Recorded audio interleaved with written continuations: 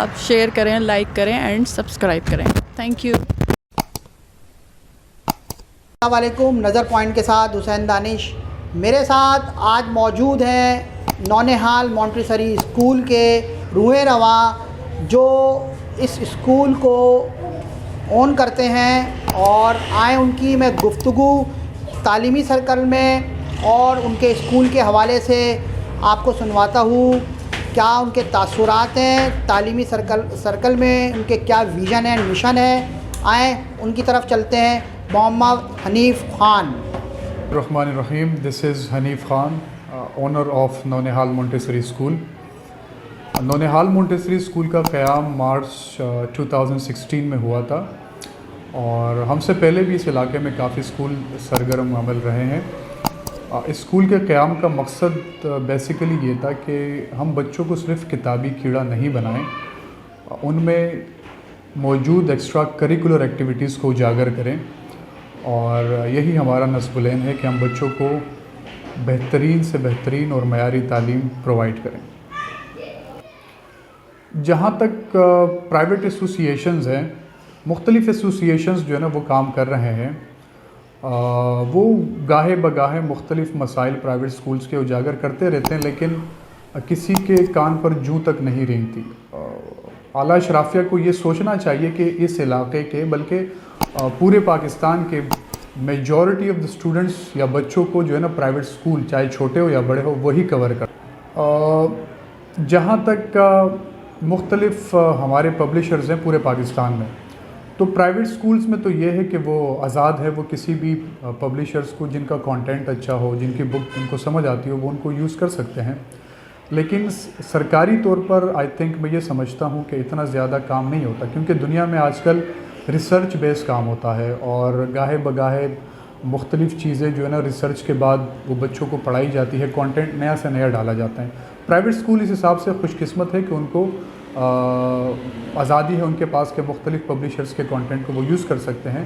لیکن گورنمنٹ سطح پر میں سوچتا ہوں کہ وہ ریسرچ میں تھوڑے سے ویک بھی ہے, اور اگر گورنمنٹ ان کو اپنے تابع کرتی ہے تو ان کے پاس کوئی چوائس نہیں ہے کہ وہ ڈفرینٹ پرائیویٹ پبلک.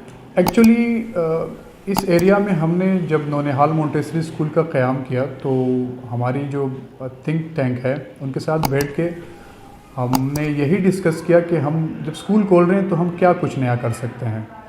اس میں چونکہ الحمدللہ یونیورسٹی لیول تک ہم خود بھی پڑھے ہیں, تو تھوڑا ماحول دیکھ چکے ہیں ہم کہ ایسی کیا چیزیں ہیں جو بچوں کو پالش کرنے میں نہایت سازگار ثابت ہو سکتی ہے, کارگر ثابت ہو سکتی ہے. تو ہم اس نتیجے پر پہنچیں کہ انوائرمنٹ جو ہے نا وہ بہت بڑا چینج لاتی ہے. آپ بچوں کو وہ انوائرمنٹ پرووائڈ کریں کہ وہ اس سے سیکھیں. آج وہ زمانہ چلا گیا کہ آپ بچوں کو صرف جو ہے نا کتابوں تک, A for apple B for bag تک جو ہے نا ان کو کنسیو کریں اور وہ سیکھیں. آپ کو ایکسٹرا کریکولر ایکٹیویٹیز جو ہے نا وہ لازمی کرنی چاہیے, بچوں کو زیادہ سے زیادہ مواقع دینے چاہیے ڈفرینٹ پلیٹ فارم میں, تاکہ وہ اپنی اندر موجود صلاحیتوں کو اجاگر کرے, ان کو پالش کرے, ان کو دنیا کو دکھانے کا ایک موقع ملنا چاہیے. اس کا پلیٹ فارم ایک اسکول ہی پرووائڈ کر سکتا ہے, اور ہماری پوری کی پوری کوشش رہتی ہے کہ ہم ایسے ڈفرینٹ مواقعوں پہ بچوں کو پلیٹ فارم پرووائڈ کرتے رہیں تاکہ ان کے جو سکلز ہیں وہ پالش ہوتے رہیں. اسی ضمن میں ہماری کوشش ہوتی ہے اور کہ ہم بچوں کو, ہماری پوری کوشش ہوتی ہے کہ جہاں پر بھی ایسے ایونٹس ہوں ہم بچوں کو لے کے جائیں, ڈفرینٹ انوائرمنٹ, ڈفرینٹ اسکول سے آئے ہوئے بچوں کو وہ دیکھیں, ان سے سیکھیں. اور جہاں تک ہمارے اسکول کی بات ہے تو ود ان اسکول ہم تقریباً پچھلے 4-5 سالوں سے سائنس ایگزیبیشن کے نام سے, نونہال سائنس ایگزیبیشن کے نام سے ہم اس کا انعقاد کرتے ہیں. اور اگر میں یہ کہوں تو بیجا نہیں ہوگا کہ اس پورے علاقے میں ہمارا اسکول وہ پہلا اسکول تھا جنہوں نے اس چیز کو یہاں پر شروع کروایا.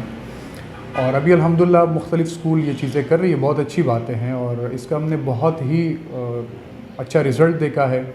بچوں کو سائنسی ماحول سیکھنے کا موقع ملتا ہے, ان کو ڈفرینٹ پروجیکٹس جب وہ دیکھتے ہیں, خود اپنے ہاتھوں سے بناتے ہیں, ان کو ایکسپلین کرتے ہیں, تو ان کو سمجھ آتا ہے کہ جو کتابوں میں ہم چیز پڑھ رہے ہیں وہ ایکچوئل میں واقعی میں ایگزسٹ کرتی ہے. اپنے ہاتھوں سے بناتے ہیں, وہ ایکسپلین کرتے ہیں ان چیزوں کو, تو زیادہ سے زیادہ ان کو سائنس سمجھنے, ٹیکنالوجی سمجھنے میں آسانی ہوتی ہے. اور پیرنٹس کا بھی ہمیں بہت اچھا رسپانس ملتا ہے اس حوالے سے. جہاں تک فائنینسنگ کی بات ہے، میں پہلے ہی عرض کر چکا ہوں کہ جس ایریا میں ہمارا اسکول ہے یہ ایک انفارچونیٹلی ایک لیس فارچونیٹ ایریا ہے. تو یہ بات شروع دن سے ہمیں پتہ ہے کہ ہم جو بھی کریں گے ہمیں اپنے تئیں کرنا ہے. سائنس ایگزیبیشن آج تک ہم نے جتنے بھی ایونٹس کیے ہیں اسکول کے فائنانس سے ہی ہم کرتے ہیں، کوئی فائنینسر نہیں ہے. چونکہ پیرنٹس بھی انفارچونیٹلی ان کے حالات ایسے نہیں ہیں کہ وہ سپورٹ کر سکے اپنے بچوں کو، لیکن ہم اپنی پوری کوشش کرتے ہیں کہ فائنینشلی جتنا ہم سے ہو سکتا ہے ہم اس چیز پہ انویسٹ کریں. اور ان دی اینڈ بچے جب سیکھتے ہیں، پیرنٹس آتے ہیں خوش ہوتے ہیں، بچے خوش ہوتے ہیں، کچھ سیکھتے ہیں تو ہمیں بہت خوشی ہوتی ہے. ہمیں ایسا لگتا ہے کہ ہمارے پیسے وصول ہو گئے ہیں. یہی کوشش ہے ہماری. اب جیسے کہ آنورڈ ہمارے 23 مارچ ہے، قرارداد پاکستان. ہم سب پاکستانیوں کے لیے ایک بہت ہی اہم دن ہے. تو میں ایک ضروری اعلان کرنا چاہوں گا اپنے جتنے بھی پیرنٹس ہیں، جو لوگ، کیونکہ سیشن نیا آ رہا ہے تو یقیناً پیرنٹس ویٹ کر رہے ہیں کہ وہ اپنے بچوں کو اچھے سے اچھے اسکول میں ایڈمیشن دلوا سکیں.